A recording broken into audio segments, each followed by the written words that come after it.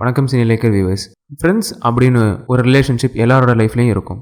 என்னதான் நம்ம ஸ்கூல் காலேஜ்னு வேறு இடத்துல இருந்தாலும் எப்போவுமே நம்மளுக்குன்னு ஒரு செட் ஆஃப் ஃப்ரெண்ட்ஸ் இருந்துகிட்டே தான் இருப்பாங்க. அவங்க கூட தான் நம்ம சந்தோஷம் சோகம் எல்லாமே ஷேர் பண்ணுவோம்.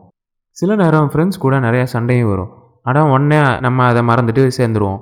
அப்படி தமிழ் சினிமாவில் ஃப்ரெண்ட்ஸாக இருந்து பிரிஞ்ச பிரபலங்கள் பற்றி தான் நம்ம இன்றைக்கி பார்க்க போகிறோம். தமிழ் சினிமாவில் யங்ஸ்டர் கேங்னா அது விஷால், ஆர்யா, ஜீவா, ரவி, இன்னும் நிறைய பேர் இருக்காங்க. அதெல்லாம் சொன்னால் அப்புறம் நாளைக்கு வரைக்கும் சொல்லிகிட்டே இருக்க வேண்டியதான். நடுவில் விஷாலுக்கு ஆர்யாவுக்கும் சண்டை அப்படின்னு நிறைய நியூஸ் வந்துச்சு. அப்போ சில நாட்களாக இவங்களை 2 பேரையும் சேர்ந்து பார்க்கவே முடியலை. ஆனால் இப்போ த பாய்ஸ் ஆர் பேக் அப்படின்னு சொல்கிற மாதிரி ட்விட்டரில் 2 பேரும் மாற்றி மாற்றி கலாய்ச்சிட்டு இருக்காங்க.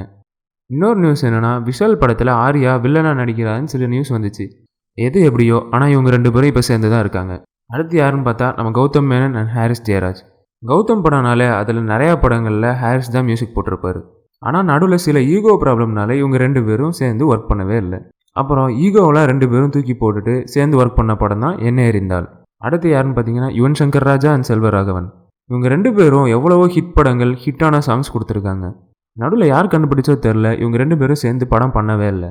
ஆனால் இவங்க 2 பேரும் சேர்ந்து இப்போ எஸ்ஜே சூர்யா நடிக்கிற நெஞ்சம் மறப்பதில்லை படத்தில் ஒர்க் பண்ணிகிட்டு இருக்காங்க. அடுத்து வெற்றிமாறன், தனுஷ் அண்ட் ஜிவி பிரகாஷ். இவங்க 3 பேரும் சேர்ந்து ஆடுகளம் மாதிரி நிறையா ஹிட்டான படங்கள் கொடுத்துருக்காங்க. ஆனால் அதுக்கப்புறம் இவங்க நடுவில் சில கருத்து வேறுபாடுனால வெற்றிமாறனும் தனுஷும் ஜிவி பிரகாஷ்ட பேசுகிறதில்ல.